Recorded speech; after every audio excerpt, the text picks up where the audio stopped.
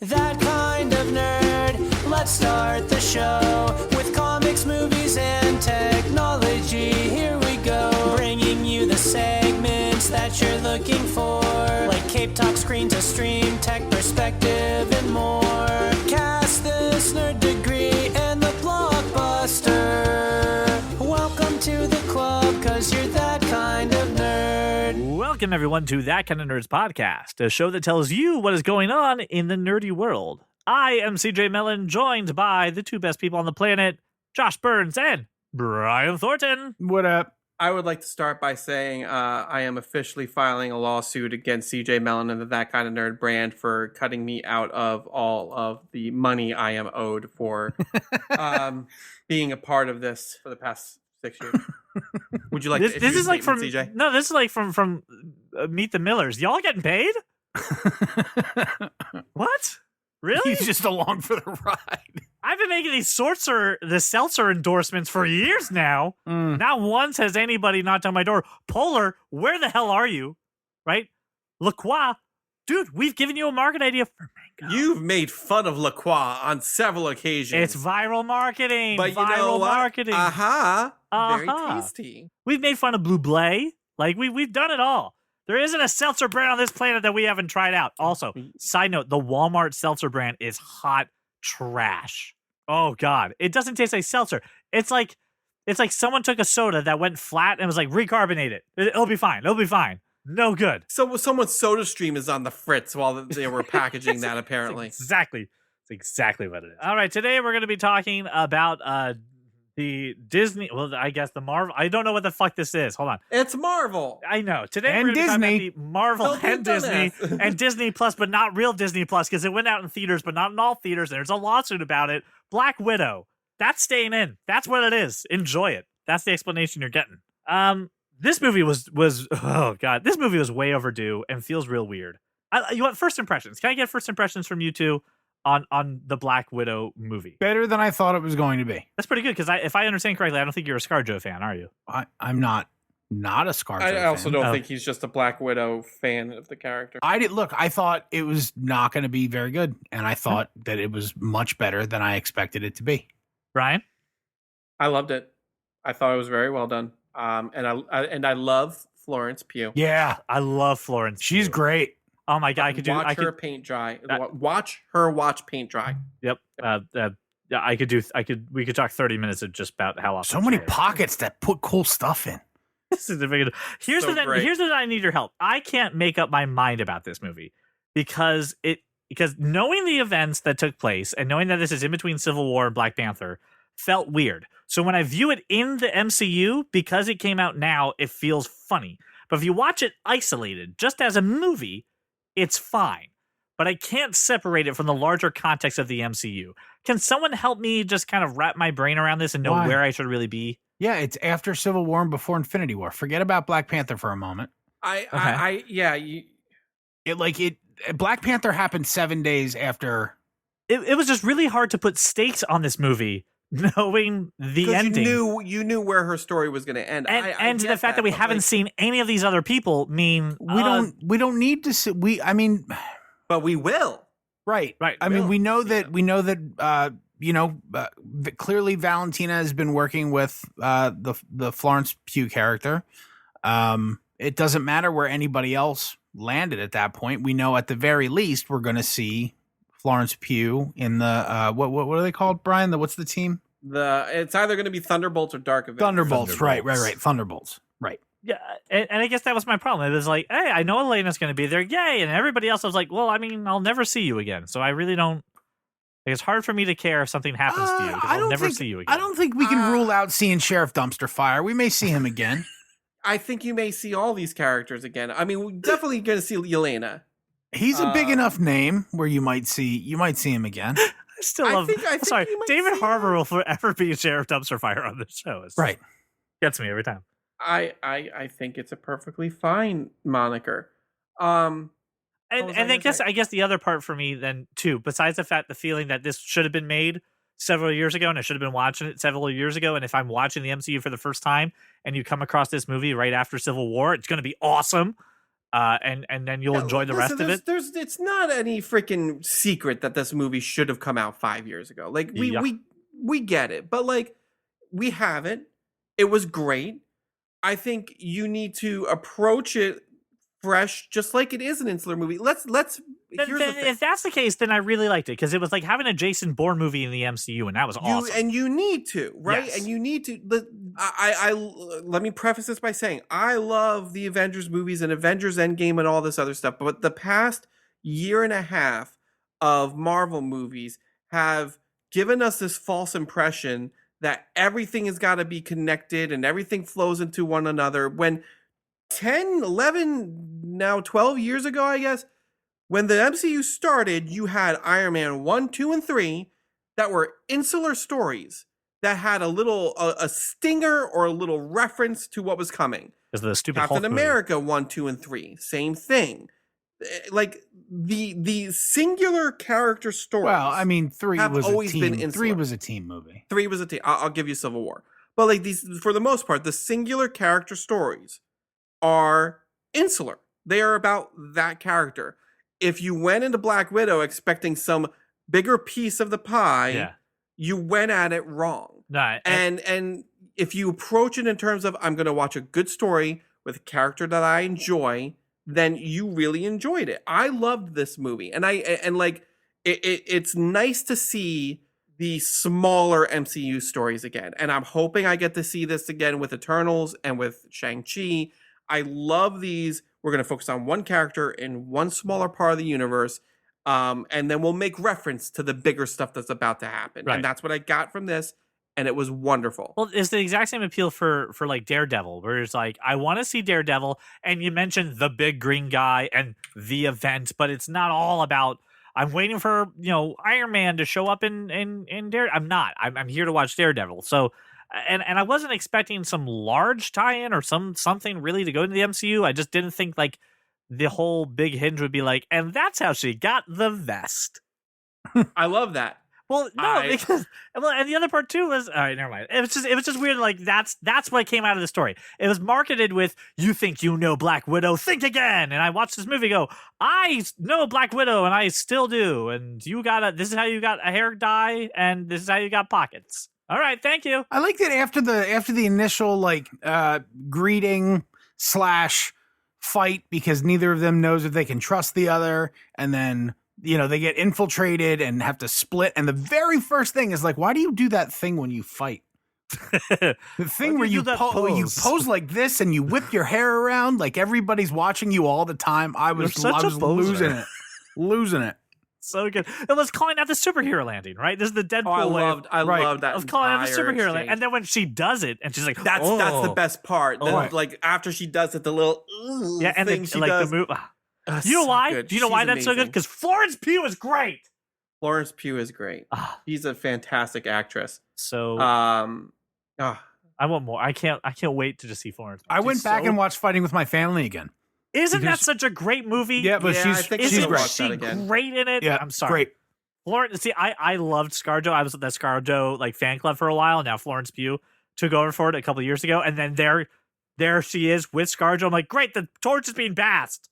I'll just carry on one obsession to another. I'm not creepy about it, though. Don't worry. Now, the fact that I made that disclaimer makes it sound like I'm creepy about it. Yeah. The disclaimer made it worse. It just made it worse. I was just like, oh, this is a guy who's a huge ScarJo fan, now becoming a Florence Pugh fan. And then you said, I'm not creepy about it. Which and makes me think of course, it makes me think I'm creepy. Yeah, that sounds better. Makes me think some fan letters are in the mail, and I would like to not have any association with those. If anything, I'm writing Florence Pugh to get to Zach Braff. Like, I'm just trying to zigzag around to get to Zach Braff through Florence Pugh. It's just that simple. Well, I mean, then you know what you really need to do. You need to go through Donald Faison.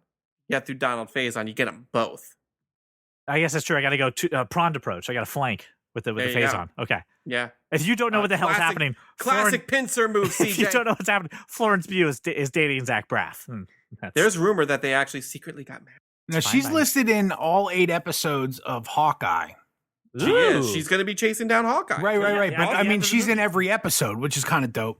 Like, but when is that? When is that coming in? Soon-ish. November 24th. So I have one thought that again kind of rubbed me when I was watching this movie, and that's not.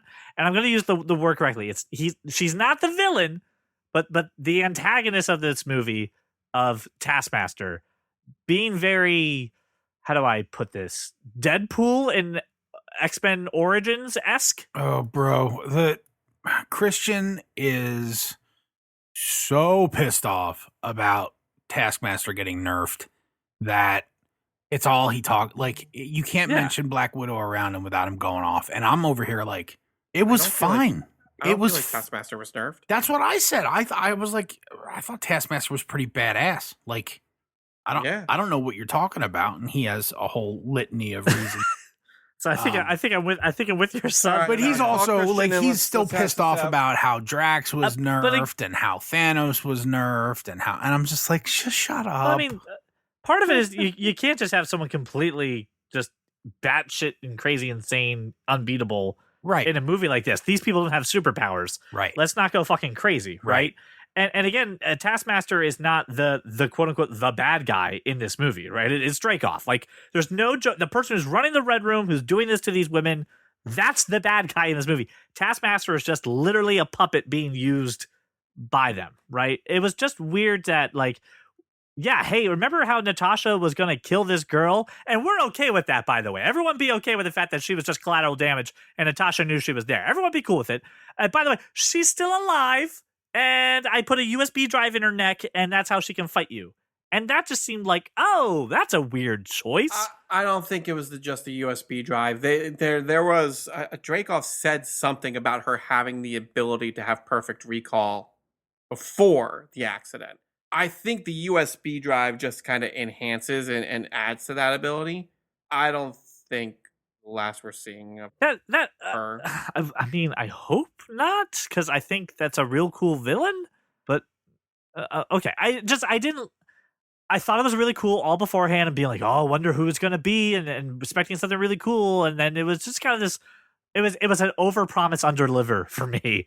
Or just I don't feel that right. way, because it's what else could you have possibly done besides make it a character that you introduced in the movie already, like in the same movie? You're not gonna like go back and be like, hey, that guy who was in the background of the Monaco race in Iron Man 2, it turns out he was Taskmaster. Oh my It's Elon Musk. You can't. You're not gonna do that. It's Jason Hammer. Like, yeah, Justin. Sorry, Justin Hammer. I was thinking Jason Mjolnir. Isn't Mjolnir Jason? Meow meow. Yeah, doesn't Paul Rudd call it Jason? No? Meow meow. I'm gonna look it up. I don't know. Anyway, it's not gonna be that, and like it's not like, oh, I didn't see it coming. Like, sure, whatever. It was a fine twist. I think the bigger story of this guy, to your point, manipulating and brainwashing and controlling these women, the whole point of that is like, this guy's evil knows no bounds. Correct. He will even do it to his own daughter.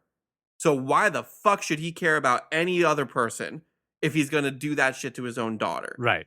And so the purpose was not, oh, what a twist. The purpose was, this is how evil this motherfucker is. And this is why we're okay with Natasha blowing him up. And I agree with that. It just wasn't sold to me that way. That was the one part that rubbed to me. It was supposed to be like, oh, I wonder who's under the helmet, and not like, oh, that fucker over there is so goddamn evil. He's gonna manipulate his daughter. If you would just showed me that Taskmaster was his daughter and he's still manipulating her all this time, that makes that guy even more evil than I can imagine. Besides saving it for the last 20 minutes of the movie, where it didn't feel like a payoff. It felt like you kept me a secret this whole time, and you could have been paying it off the whole runtime of this movie. And making him really like wishing that this guy can get a bullet. No, I mean, it kind of felt like, with the permission to activate Taskmaster protocol, it kind of felt like this isn't something he wheels out every day, right? So just sit in a cell for the rest of the time. What does she do? It doesn't matter what she watches video of other people fight. It does matter what she does for the rest of the time. Why? Why does that matter? Because he needs to take that evil up to a whole nother level by showing what he does to her all the time. That it just makes it seem. She sits in a cell and she gets brainwashed by watching video. That's what it looked like, right? That's what she does. But just if we can never have Ray Winstone try to attempt a Russian accent again. No. The man did not attempt a Russian accent. I can buy him as an American. Sure. Obviously he's British. This was not. No. This was not remotely close I'm like, what is he even? What is he? Hey. What language is that? It's not broken English. I don't know what it is. No. And that was the other part too. And- you know, the guy, so your buddy walks up to you and he's like, I'm going to do a French accent. Very nice. And you're like, that's not Right. French. He's like, yes, that's totally French. That's totally French, yeah. I that's could go what to Ray France Winstone right did. now and people would get confused. Right. Right, yes, exactly. And you know what? That brought up the same point that Alexia and Milena and Yelena, they all lived in America for several years, had flawless American accents. And I know it's been some time, but then they all get back together like, we will talk to each other like this. Right. I don't know why. We all know Russian, so we can all just speak Russian, but then Americans will have to read the whole time. Not going to do that. We can all talk American because we all learned how to do it because we were deep undercover in the United States under threat of death for a few years. You probably remember how to do this. She still fucking does. She talks that to the Avengers and to a raccoon. Well, like Yelena probably grew up speaking English as her first language. Right. She had no idea that her family was fake. Russian, and she had to go pick it up. She did But now she's got a Russian accent? How's that possible? I'm just sitting there going, we would all believe it if you all do the thing that they did in Valkyrie. Start in Russian, and then someone just say, I'm going to talk in English now. And then, boom, you're in English. There was no need for this. I thought that was... Because they're even in a Russian jail. I fought Captain America under the... Why? You don't need to do this. You all speak Russian. All right, you're nitpicking. Just saying. I thought it was not comical. that If you could have Mickey I thought it was Rourke in Iron comical. Man 2 talking Russian a whole bunch, and Hammer's like, what are you saying? He You want did. your- You want a Yeah. Bird? Is Right? that- And then be like, I will talk English to you, that's Bird. fine. Then you can do it in this. Yes, I'm nitpicky, but I do agree with you. The Ray Winstone accent was awful. I thought the choices about the accent were comical. Yes. That's all. I'm not It makes the nitpicking. pocket- it makes the pocket scene so much better. It didn't so much better. It didn't do anything. It didn't affect my opinion of the movie at all. I just thought it was a comical choice. I thought I was not a fan of that Nirvana cover in the opening credits. Not a fan. Laura liked it. I was like, I didn't mind it. The I'm internet just saying- loved it. dude, I love covers. And I love generally like all. It was not great. It was okay. The opening credits too, and I'm sorry I cut you off, but the opening credits reminded me also of like a Bourne movie. It's let's tell the story of how the world's in chaos through news clips that are out of context with explosions in the background. Yeah. I'm like, Yeah, okay, we're that's going fair. straight up Bourne on the okay, I see what we're doing. But then we get to the car. Listen, this car chase way better than anything I've seen in Jason Bourne, right? Like the action in this movie is freaking on point. The action was great. Even them doing the skydiving thing while the base blows up was awesome. the mid-air fight, yeah, that was Yeah. very cool. Yeah. It was really freaking cool. Uh-huh. Like all the action in this scene was even the fact and whatever Natasha got hit by a rocket launcher and rolled a whole bunch. I don't care. The fight with them on the bridge where Taskmaster's using the shield just like Cap would and Mhm. analyzing her and just like that's a thing that stings when you start using your friend's move against you. Like the action in this movie was so good. It was very good. Yeah. And- And, and I what- was glad that Rachel Weisz played a bigger role than Brian thought she was going to. I was very happy by that too. I thought she was wonderful. Yeah, she was great.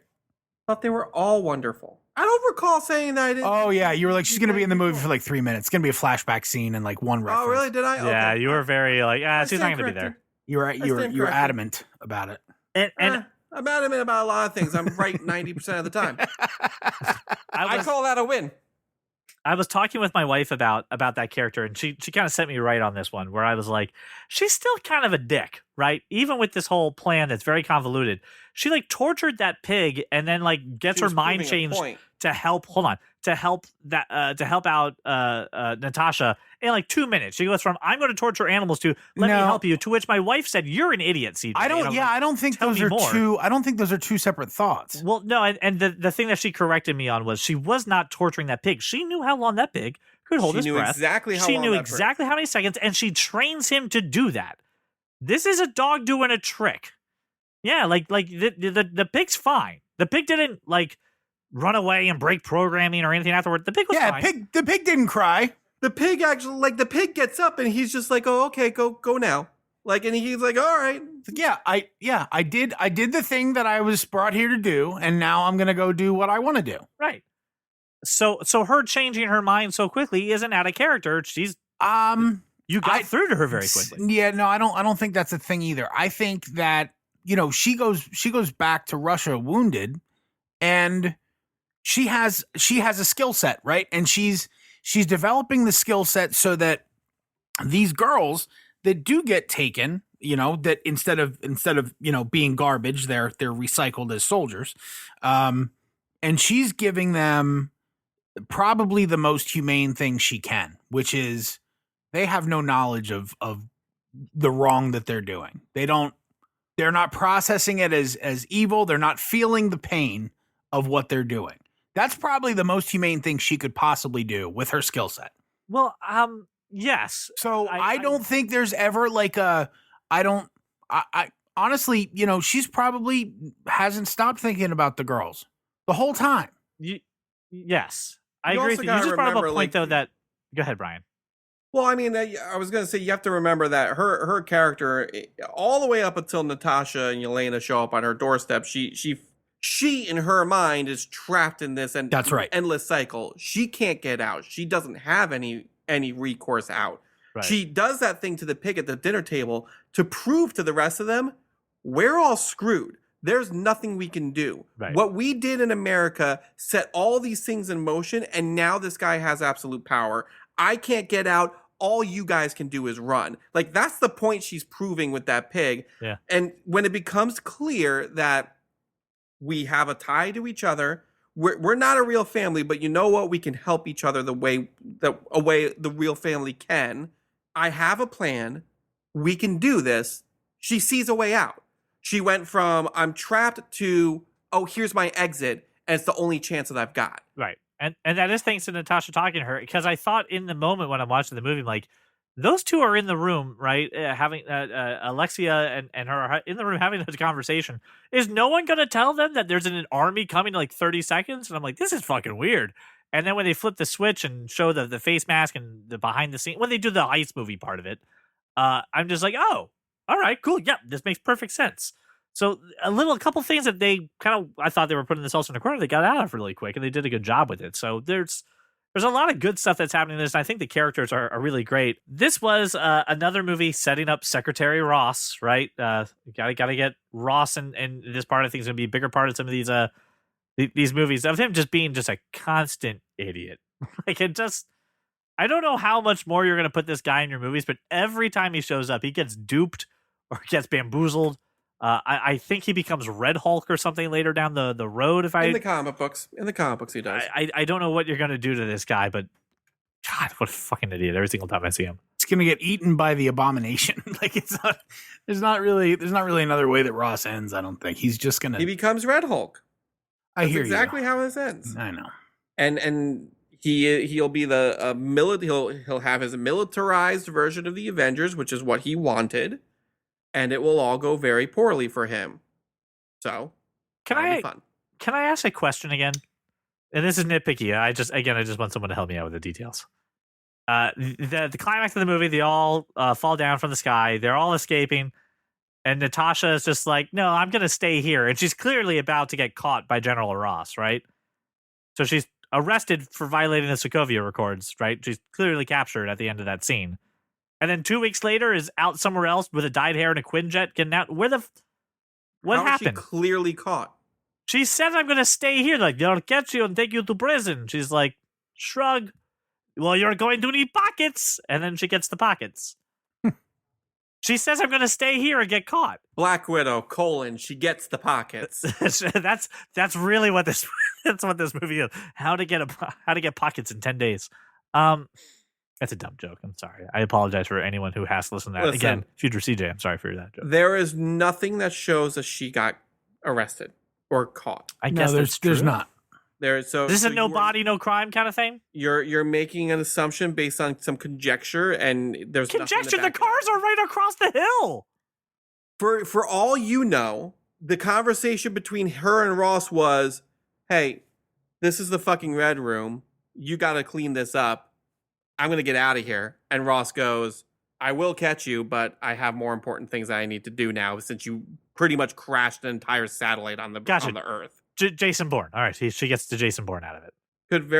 You don't know. Could very well have been that conversation. Or you're right. She could have been captured. And you know what? Maybe something in the pockets allowed her to get out of the transport. You don't know. I don't know what's in those pockets, and I'll never know what's in those. A lot of useful shit, I guarantee A lot of useful you. shit. She even added some pockets to it. I love that entire scene.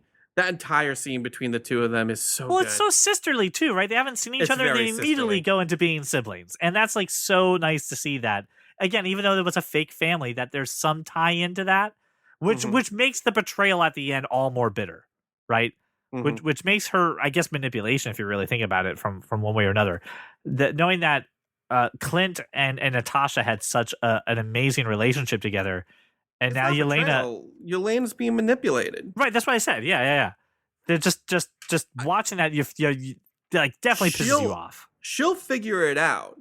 Whether it be in the middle of the Hawkeye show where like she's about to kill Clint and Clint goes, "That's not the way it went down. Someone fed you a bad sale of goods." And then she goes after Madam Hydra. That'd be awesome. Or who knows? Maybe at the end of the Hawkeye show, Yelena succeeds and kills Clint. And I'm not joking. No, it's true. And then later finds out she killed an innocent man and then flips the F out. And we'll have Kate Bishop set up. She'll be the new Hawkeye anyway.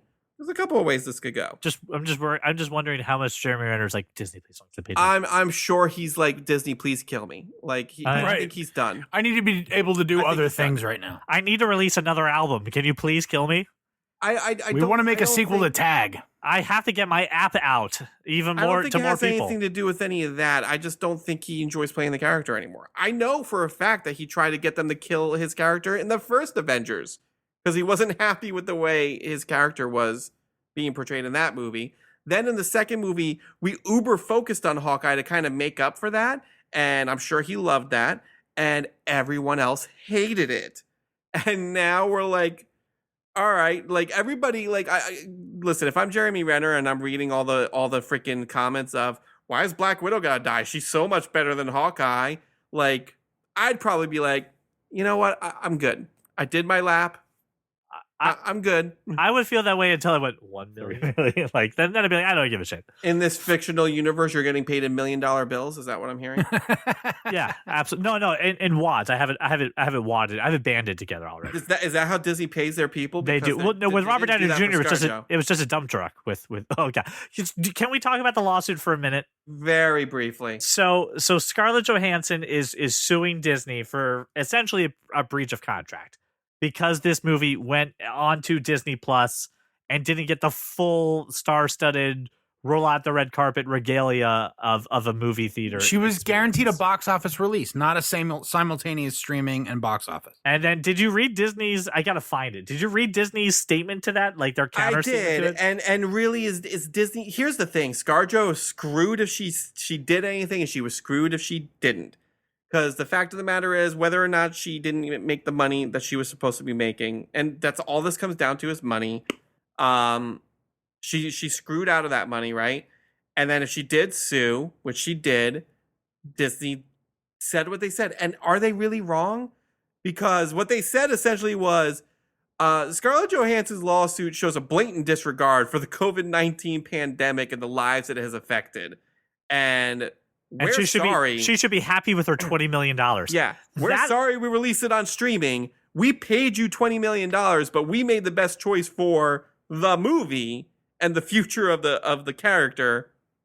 Clearly, like so that does not look good for ScarJo. I'm not gonna lie. I thought that painted Disney in a very callous light. All right, does anybody here really think that Scarlett Johansson's sitting at home like, I'm going to sue them? Or do we think that the people that manage her career and money and whatnot are like, No, like there's something in a document that says you get X, you didn't get X. I would sue anyway too. I mean, and again, it's not Scarlett Johansson going, "Damn you, Disney." That's the thing. It's not Scarlett Johansson going, I'm owed X money, right? She is a brand. She is a product, and that product was under contract. What do you stand for, Bagel Bites? My only issue is why now?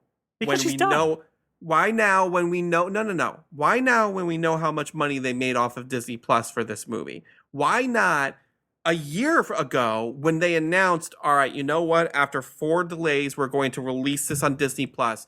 Why not say something and sue then? Because they didn't breach. They didn't breach until they actually did the rollout. So you have to wait till they actually breach. Did she? I haven't read the entire story, so you're going to have to educate me. She belonged arbitrating a new contract saying, okay, if you're going to do this, then we need to talk about what my cut's going to be. Did she do that? Because that's what she should have done. That's when the lawyer should have gotten involved. And that's before the movie came out. Be like, all right, hey, completely fine with you dropping this on streaming, but this is what I was promised. So I want to make sure we do right by me. Right. Yeah. Again, she's not the one having those conversations. She's not sitting down with the guy who's setting up Disney Plus, right? I know. She's not even on the phone for those conversations. But that's the conversation that her lawyer should have had. I'm sure you're really thinking they didn't have that? Her representation. I don't know. Their lawyers, her Watch an lawyers. episode of Suits, Brian. That's not how this works. Watch an episode of Entourage. I've seen all of Entourage. Do me a favor, don't watch all of Entourage. Do. It's an excellent show. I've seen all of it. I haven't watched the movies. The movies are not good. Okay, well then I'm not missing anything. Well, regardless, for me, this was a clear. See, we had talked about in our Loki episode. Hey, maybe we want to retcon something with Black Widow or change Black Widow. Maybe a variant will come in because you and I both know after this lawsuit, it's sure as hell not going to be Scarlett Johansson. You know what though? This is not a kiss and make up kind of lawsuit. It could be like Natalie Portman and Disney had some very harsh things to say about each other, and 8 years later, she's in a new Marvel movie. I mean, like, listen, I don't think this is going to completely damage her relationship. And to Josh's point, I don't think she's the one on the phone with these things. I think her freaking team, if they didn't have those conversations prior, fell down on the job. But I don't think this is going to ruin anything for her. Quick query, which will need you to probably clicks on the Googles. When Natalie Portman had a falling out with Disney, did Disney own Marvel at that point? Because she was conspicuously missing from a Thor movie and mentioned only off camera. So she was? Okay. Disney acquired Marvel in 2008. The first three, the first Iron Man, Thor, and Captain America were distributed by Paramount. But Disney still owned them at that time. So Disney was also in charge of production. Okay, so they made friends with Natalie Portman. So they probably saw Lazy Sunday. If they've made up with Natalie Portman, I don't know what the relationship with Ed Norton is currently, but I'm sure it's fine. My point is this: like when you sent me the story, you said, "Didn't Warner Brothers already do this?" And the answer is yes. And no one cares anymore. It's over. Like it is what it is. Either checks have been written and people have been shut up with the money truck, or they've all had to be like, well, if I want to continue to work for a major studio, I guess I better shut up. It's going to be the same thing here. Either ScarJo's going to get paid or ScarJo's going to be like, you know what, whatever, it's not worth it. Yep. It was just interesting. It came out right after this movie kind of settled and brought in its initial money. And yeah, because Disney Plus alone brought in like $100 million. Yeah, they actually talked a little bit about how much money this movie made on Disney Plus. Yeah, because it made a crap ton of money. Well, I'm just saying this is a viable model. They haven't talked about it with Mulan and a couple other movies, so it's just kind of because Mulan did not do well. It did not do well. Here's the beauty of streaming: I don't have to release jack shit. I'll only tell you when it's good.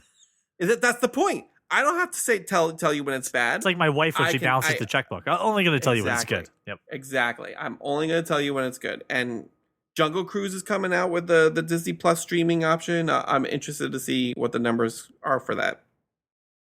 Overall, I really enjoyed this. I wish this would have come out years ago, but this was still a great movie to watch. And I guess when you view it exactly from the lens of just a movie, watching it by itself, having it even with some of the context of the MCU. This is a nice, small, one-set character story. It has the small-scale action. You don't need to juice people up with superheroes to make things entertaining and have good action scenes in it. So it was a solid ride through and through. Well, thank you so much, listener, for making us your walk around your neighborhood, drive to work, or whatever it is we are in your life. And we will see you on the next episode. Well, welcome to the club, because you are that kind of nerd. Walmart seltzer. I would give it a 1 out of 5. That worked! Yes! I got Brian! Woo! That's the episode. Fuck off. All right. Today we're going to be talking about Black Widow. Hold on. It should be by your feet somewhere there, Brian. Yeah, that's fine. I have it. Continue. I do have a... Oh, shit, I lost it. Yeah, well, that's an important thought that'll never come back again. I do have a shit, I lost it. Yeah, well, fucking... I'm very curious, CJ, how you're going to edit around your own fucking stupidity. Good luck! Future CJ. Future CJ's a dick! Speaking of dicks... Well, past CJ would be a dick. Well, future in this CJ's scenario. also a dick. I mean, we've met CJ, right? Like, All versions we can of say CJ are a every dick. every We do variant know- every variant Listen, of CJ is a dick. We all know CJ. Right. We all know CJ's a dick.